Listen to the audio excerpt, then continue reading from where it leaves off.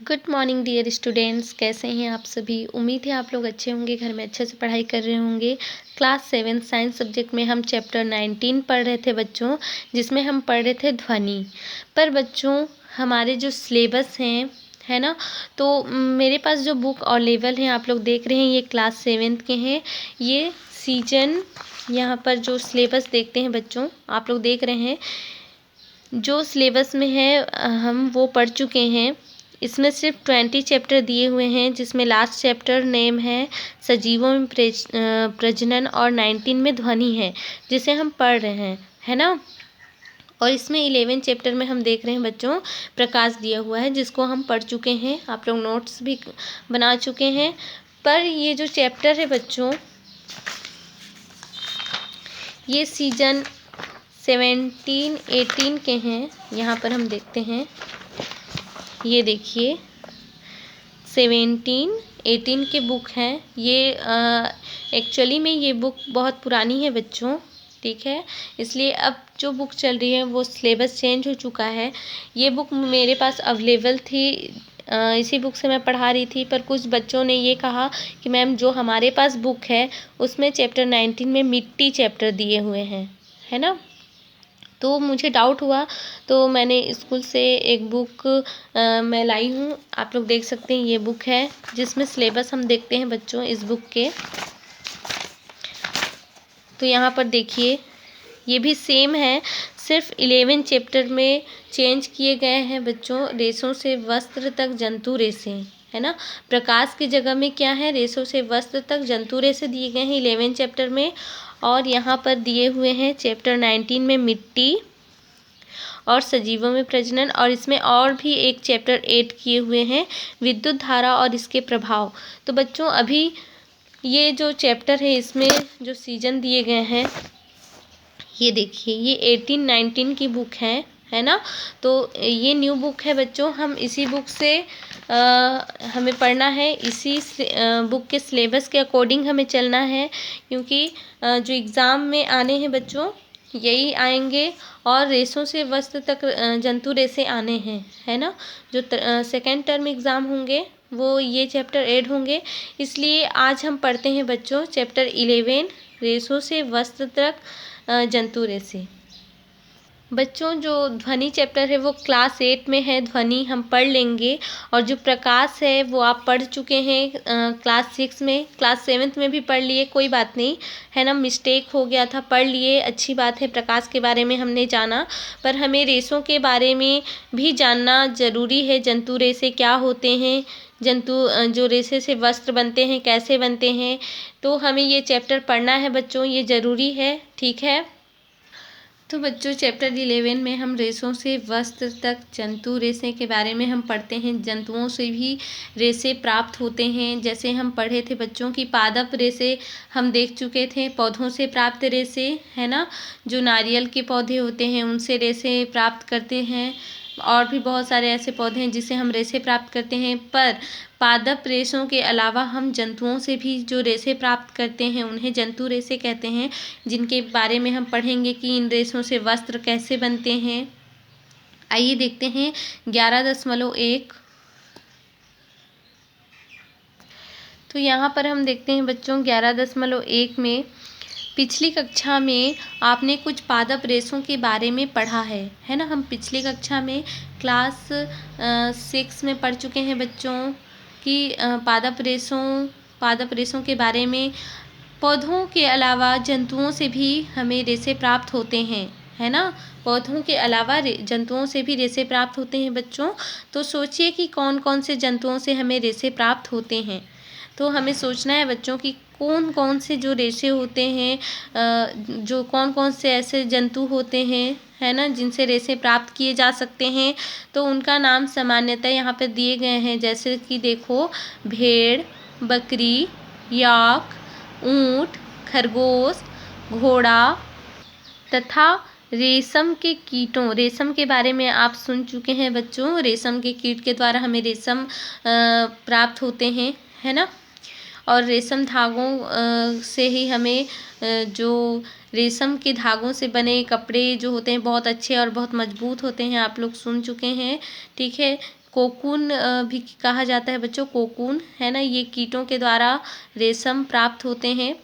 तो हम ये सुन चुके हैं कि रेशम कीट, खरगोश, घोड़ा, बकरी, भेड़, याक, ऊँट, इनसे हमें रेशे प्राप्त होते हैं। ठंड के दिनों में आप कौन से वस्त्रों का उपयोग करते हैं, है ना बच्चों। जब ठंड के दिन होते हैं, मान लो अभी क्या चल रहे हैं, अभी विंटर का टाइम चल रहा है ना, अभी ठंड का मौसम चल रहा है, तो अभी के टाइम पे हम कौन से वस्त्रों का उपयोग करते हैं, तो गर्म कपड़े का उपयोग करते हैं हम, है ना, जैसे कि स्वेटर। तो ये वस्त्र किससे बने होते हैं, तो हमारा जो वस्त्र जो स्वेटर है ये किससे बने होते हैं, तो आप जानते हैं कि ठंड से बचने के लिए हम ऊनी वस्त्रों जैसे स्वेटर, शाल, कंबल, मफलर आदि का उपयोग करते हैं। तो बच्चों ये ऊनी कपड़ों से बने होते हैं, स्वेटर, शॉल जो होते हैं, मफलर, कंबल वगैरह होते हैं, ये ऊनी कपड़ों के बने होते हैं, है ना। और ये ठंड के दिनों में इन सभी का उपयोग करते हैं, स्वेटर, शॉल, कंबल का। ये जंतुओं से प्राप्त ऊन से बने होते हैं, है ना। ये जंतुओं से प्राप्त होते हैं और ये ऊन के बने होते हैं ये वस्त्र। इसी तरह कीटों से हमें रेशम प्राप्त होता है ना। इसी प्रकार से बच्चों कीटों से, जो कोकून होते हैं, उन कीटों से हमें रेशम प्राप्त होता है, जिनका उपयोग विभिन्न प्रकार के वस्त्रों को बनाने के लिए किया जाता है। तो बच्चों यहाँ पे जो रेशम के जो कीटों के द्वारा रेशम प्राप्त हो रहे हैं, ये विभिन्न प्रकार के यानी कि अलग अलग प्रकार के वस्त्र बनाने के लिए इसका उपयोग किया जाता है, रेशम का उपयोग किया जाता है। ऊन, रेशम आदि रेशे हमें जंतुओं से प्राप्त होते हैं, इसलिए इन्हें कौन से रेशे कहते हैं बच्चों, जंतु रेशे कहते हैं।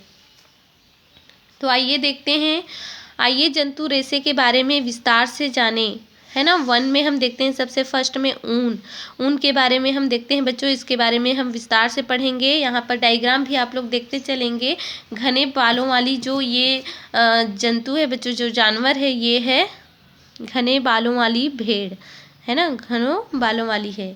तो यहाँ पर देखते हैं ये भेड़, बकरी, याक तथा ऊँट आदि से प्राप्त किया जाता है। ऊन किससे किससे प्राप्त किया जाता है बच्चों, तो भेड़ से, बकरी से, याक से तथा ऊँट से, है ना, इनसे प्राप्त किया जाता है। इन जंतुओं का शरीर बालों की मोटी परत से ढका होता है। तो आप इन जानवर का डायग्राम यहाँ पर बना हुआ है बच्चों, देख सकते हैं किस प्रकार से ये इनके जो बाल हैं, इनके वजह से इनकी जो त्वचा है, शरीर है, ये वो पूरा ढका हुआ है और मोटी परत से ढका हुआ है, ये बालों की मोटी परत से। चित्र 11.1 में यह परत इन्हें ठंड से बचाती है ना। जो इनकी जो बाल है मोटी परत वाली, इनसे ये क्या होती है, ये ठंड से बच पाते हैं, है ना। ठंडी से ये जो बाल की मोटी परत है, ये बचाती है इन्हें ठंडी से। और भेड़ों की अनेक प्रजातियां हमारे देश के विभिन्न भागों में पाई जाती हैं। जो ये भेड़ हैं बच्चों, इनकी विभिन्न प्रजातियां यानी कि अलग अलग प्रजाति के विभिन्न प्रजातियां, इन्हीं के प्रजाति के देशों में विभिन्न प्रजातियां हमारे देश में पाई जाती हैं, विभिन्न भागों में पाई जाती हैं। जैसे देखिए यहाँ पर लद्दाख और तिब्बत में याक से ऊन प्राप्त किए जाते हैं, है ना। जो ये देश का नाम है बच्चों, लद्दाख और तिब्बत, है ना, इनमें याक से ऊन प्राप्त किया जाता है इन देशों में। उत्तम किस्म की यानी कि बहुत ही अच्छी किस्म की पश्मीना शालें, जिनका नाम है पश्मीना शालें, कश्मीरी ऊँट के शरीर से प्राप्त बालों का उपयोग भी ऊन के रूप में किया जाता है। इनके अलावा दक्षिण कोरिया और अन्य देशों में लामा तथा एल्पेका जंतुओं से भी ऊन प्राप्त किया जाता है। तो यहाँ पर आप लोग ये जो नाम सुन रहे हैं बच्चों, ये थोड़ा सा नाम आपको अलग लग रहा होगा। लामा, एल्पेका, ये जंतु का नाम हम कभी सुने नहीं हैं, है ना। तो आप लोग चाहो तो लामा और एल्पेका करके आप इन जंतुओं का नाम नेट में सर्च करेंगे तो आ जाएगा कि ये कैसे दिखता है, ये कैसे होता है ना। तो आप लोग देख सकते हैं ये, क्योंकि ये दक्षिणी कोरिया इलाकों में पाया जाता है बच्चों, ये अन्य देशों में पाए जाते हैं। तो यहाँ पर हम देखते हैं बच्चों कि जो याक से ऊन प्राप्त किया जाता है लद्दाख और तिब्बत देशों में, तो उत्तम किस्म की पश्मीना शालें इनसे बनती है। और कश्मीरी बकरी यानी कि अंगोरा जो प्रजाति के होते हैं, इनसे जो पश्मीना शालें हैं, है ना, कश्मीरी बकरी के मुलायम बालों से बनाई जाती है। ऊँट के शरीर से प्राप्त बालों का उपयोग भी ऊन के रूप में किया जाता है। जो ऊँट है बच्चों, आप देख चुके हैं ऊँट कैसा होता है। रेगिस्तान में बहुत अधिक मात्रा में ऊँट पाए जाते हैं बच्चों। तो ये ऊँट के जो बाल होते हैं, इनके द्वारा ऊन के रूप में हमें प्राप्त बालों का उपयोग किया जाता है ऊन के रूप में। इनके अलावा दक्षिण कोरिया और अन्य देशों में लामा तथा एल्पेका जंतुओं से भी ऊन प्राप्त किया जाता है। तो इन जंतुओं से भी ऊन प्राप्त किया जाता है बच्चों। इसलिए इन जो लामा एल्पेका जंतु हैं, आप लोग प्लीज़ नेट में सर्च करके आप लोग देख लेंगे कि ये कैसे होता है, कैसे दिखाई देता है, ठीक है। क्योंकि ये हमारे इधर नहीं पाया जाता, ये दक्षिण कोरिया और अलग अलग देशों में पाए जाते हैं बच्चों। अब हम देखते हैं एक विशेष प्रजाति के खरगोश से प्राप्त फर सफ़ेद, रेशमी तथा मुलायम होते हैं, जिससे उच्च गुणवत्ता युक्त कपड़े तैयार किए जाते हैं। घोड़े के बालों का उपयोग ब्रश बनाने में तथा वायलिन आदि वाद्य यंत्रों में तारों के रूप में किया जाता है। तो बच्चों, आप सभी जानते हैं वाद्य यंत्र किसे कहा जाता है। जो हम चित्रों में भी देखते हैं, जो वाद्य यंत्र होते हैं बच्चों, वो आप लोग हिंदी के बुक में जो सरस्वती माँ का फोटो दिया होता है, उसमें भी देखेंगे जो सरस्वती माँ जो वीणा पकड़ के बैठी हैं, वही वाद्य यंत्र कहलाता है बच्चों, है ना। गिटार भी जिसे बोला जाता है, गिटार भी आप कह सकते हैं। उसमें जो वाद्य यंत्र होते हैं, जो उनमें जो पतले पतले तार लगे होते हैं बच्चों, है ना, ये क्या होते हैं, तार होते हैं, जो वो घोड़े के बालों का उपयोग किया जाता है उसमें, ठीक है। और क्या होता है बच्चों, जो खरगोश से प्राप्त फर सफ़ेदी, रेशमी तथा मुलायम होते हैं ये, और जिससे उच्च गुणवत्ता वाले कपड़े तैयार किए जा रहे हैं। और घोड़े के बालों का उपयोग किसके लिए होता है, ब्रश के लिए भी होता है, ब्रश बनाने में इनका उपयोग किया जाता है। और वायलिन और वाद्य यंत्रों में तारों के रूप में इनका उपयोग किया जाता है। ये मजबूत होते हैं बहुत, और मुलायम भी होते हैं बच्चों, और बहुत पतले भी होते हैं। इनका उपयोग घर की सजावट में भी किया जाता है। तो आप लोग देख सकते हैं कि इनका उपयोग किन किन चीज़ों के लिए किया जा रहा है ना। अब हम देखते हैं 11.2 रेशों से ऊन तक, है ना, रेशों से ऊन तक के बारे में हम देखेंगे। ऊन प्राप्त करने के लिए भेड़ों को पाला जाता है, ठीक है। भेड़ों को पाला जाता है बच्चों, किस लिए, ऊन प्राप्त करने के लिए। ऊन से स्वेटर बुनने अथवा शाल बनाने के लिए उपयोग में लाए जाने वाला ऊन लंबी चरणबद्ध प्रक्रिया के द्वारा प्राप्त किया जाता है। तो यहाँ पर हम देखते हैं बच्चों की जो ये भेड़ है ना, ये इन भेड़ों को पाला जाता है किस लिए, ऊन प्राप्त करने के लिए, ठीक है। ऊन से स्वेटर बुने जाते हैं, आपको पता है ऊन से स्वेटर बुने जाते हैं, अथवा शाल भी बनाए जाते हैं। तो यहाँ पर शॉल बनाने के लिए उपयोग में लाए जाने वाला ऊन जो है वो लंबी एक चरणबद्ध प्रक्रिया है, जिनके द्वारा हमें ऊन प्राप्त होता है। तो इन प्रक्रिया के बारे में हम पढ़ते हैं बच्चों, है ना। तो सबसे पहले हम चरण पढ़ते हैं, प्रथम चरण, ठीक है। फर्स्ट चरण में हम देखते हैं सबसे पहले भेड़ के शरीर से बालों की पतली परत को त्वचा के साथ उतार लिया जाता है। तो यहाँ जो बच्चों त्वचा के साथ क्यों उतारा जा रहा है, तो इसके बारे में भी आपको बता दूं कि जो इनकी त्वचा है ना, ये जो भेड़ है, इनकी जो त्वचा है, ऊपरी जो त्वचा होती है मृत कोशिकाओं की बनी होती है। यदि इनकी त्वचा को निकाल लिया जाता है तो इनसे इनकी मृत्यु नहीं होती, ना इनको कोई परेशानी नहीं होती। उस जगह पर फिर से बाल आ जाते हैं, है ना। जो उनकी पतली त्वचा को निकाली जाती है, जो बाल है उनको त्वचा सहित निकाली जाती है, तो उनकी त्वचा में फिर से वो मृत कोशिकाएं, इनको कोई फर्क नहीं पड़ता है, और वहाँ पर फिर से बाल उग जाते हैं। इसलिए त्वचा सहित इनके बालों को परत को निकाल लिए जाते हैं, पतली परत को त्वचा के साथ, ठीक है। तो देखिए, जिसे ऊन की कटाई कहते हैं। चित्र 11.2 का क नंबर हम देखेंगे। प्रायः बालों को गर्मी के मौसम में काटा जाता है। बच्चों, आप लोग समझ ही चुके होंगे कि गर्मी के मौसम में बालों को क्यों काटा जाता है, क्योंकि भेड़ को ठंडी ना लगे, इसलिए ये जो मोटी बाल या इनके मोटी परत बने हुए होते हैं बाल के, ताकि इनको ठंडी ना लगे, ठंडी से इन्हें बचा जा सके। बचने के लिए मोटी परत के बाल होते हैं। इसलिए इनको क्या किया जाता है, जो बालों की पतली परत को त्वचा से उतारा जाता है, किस मौसम में, गर्मी के मौसम में, है ना। तो गर्मी के मौसम में ही क्यों उतारा जाता है, तो देखिए बालों को गर्मी के मौसम में काटा जाता है ताकि भेड़ के शरीर पर बालों का जो सुरक्षात्मक आवरण न होने पर भी वह जीवित रह सके, है ना। ये क्या है, सुरक्षात्मक आवरण है। जो बाल हैं, बाल की जो मोटी परत है वो सुरक्षात्मक आवरण है भेड़ के लिए, क्योंकि वो उन्हें ठंडी से बचाता है, इसलिए सुरक्षात्मक आवरण है। तो यहाँ पर देखते हैं कि गर्मी के मौसम में इसलिए काटा जाता है, उतार लिया जाता है उनकी त्वचा से, बालों को काट लिया जाता है ताकि सुरक्षात्मक आवरण ना भी रहने पर वो जीवित रह सकें, उन्हें ठंडी नहीं लगेगी गर्मी के दिनों में और वो जीवित रह पाएंगे, ठीक है। भेड़ के बाल उसी तरह से काटे जाते हैं जैसे आपके बाल, है ना। भेड़ के जो बाल होते हैं किस तरह से काटे जाते हैं, जैसे आपके बाल काटे जाते हैं, ठीक उसी प्रकार से। बाल काटने से भेड़ों को विशेष कष्ट नहीं होता, क्योंकि त्वचा की सबसे ऊपरी परत अधिकांशतः मृत कोशिकाओं से बनी होती है। वह कोशिका जीवित नहीं होती है, मृत कोशिका होती हैं, जिससे नहीं पता चलता बच्चों कि उन्हें कोई परेशानी हो रही है, उन्हें कोई कष्ट नहीं होता है, ठीक है। तथा भेड़ के बाल फिर से उगाते हैं, उस स्थान पर भेड़ के बाल फिर से उगाते हैं। बाल ऊनी रेशे प्रदान करते हैं। जो बाल हैं वो कौन से रेशे प्रदान करते हैं, ऊनी रेशे प्रदान करते हैं, जिन्हें संसाधित करके ऊन प्राप्त किया जाता है ना।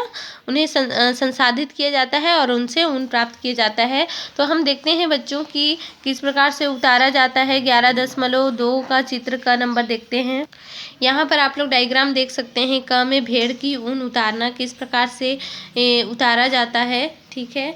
अब हम चरण सेकेंड पढ़ेंगे, जिसमें त्वचा सहित उतारे बालों को टंकियों में डालकर अच्छी तरह धोया जाता है ताकि चिकनाई, गंदगी, धूल के कण आदि निकल जाएं। यह प्रक्रिया अभिमार्जन कहलाती है। चित्र 11.2 का ख एवं ग नंबर में देखेंगे। ख और ग नंबर, यहाँ डायग्राम में इसे अभिमार्जन भी कहा जाता है। ये टंकी है।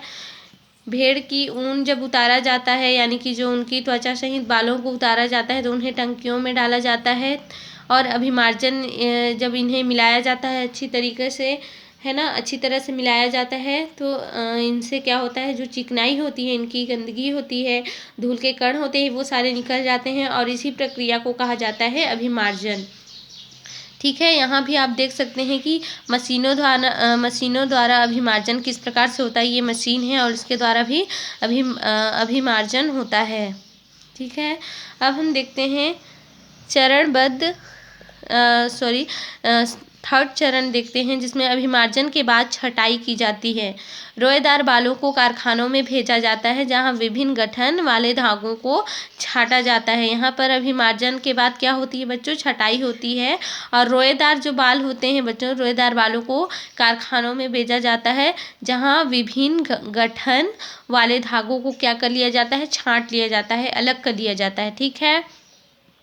चरण फोर्थ में देखते हैं। अगले चरण में बालों से छोटे छोटे कोमल व फूले हुए रेशों को छांट लिया जाता है। ये बर कहलाते हैं। कभी कभी ये बर हमारे स्वेटर पर इकट्ठा हो जाता है, जिसके बाद रेशों का पुनः अभिमार्जन कर उन्हें सुखाया जाता है। ये ही धागे के रूप में कातने के लिए उपयुक्त होते हैं। तो बच्चों, आप लोग देखे होंगे कि जो हमारे स्वेटर होते हैं, हम कहते हैं ना कि स्वेटर पहन के नहीं सोना चाहिए, नहीं तो क्या होता है, स्वेटर ख़राब हो जाता है।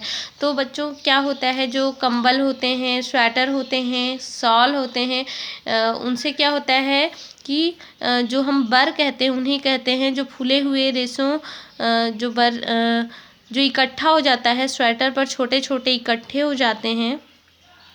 जैसे कि मान लो स्वेटर है, उनमें आप लोग खुद भी देख सकते हैं, जो छोटे छोटे बूंदी बूंदी फूले हुए आकार में इकट्ठे हुए होते हैं, उसे ही हम बर कहते हैं। और ये इनके द्वारा ही रेशों का पुनः अभिमार्जन कर उन्हें सुखाया जाता है और ये ही धागे के रूप में काटने के लिए उपयुक्त होते हैं। अब हम देखेंगे 5th चरण, रेशों को विभिन्न रंगों में रंगा जाता है। अब रेशों को क्या किया जाता है, अलग अलग प्रकार से रंगा जाता है, अलग अलग रंगों में रंगा जाता है। ठीक है।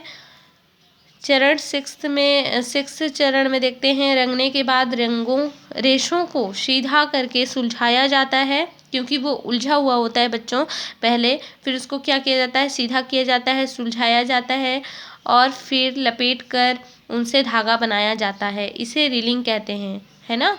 जो लपेट कर धागा बनाया जाता है बच्चों, इसे ही रीलिंग कहते हैं। लंबे रेशों को काट कर स्वेटर तथा छोटे रेशों को काट कर ऊनी वस्त्र बुने जाते हैं। तो यहाँ पर देखते हैं बच्चों, जो लंबे लंबे रेशे होते हैं उन्हें काट कर क्या बनाया जाता है, स्वेटर बनाया जाता है, तथा जो छोटे रेशों को काटा जाता है तो छोटे रेशों को काट कर ऊनी वस्त्र बुने जाते हैं।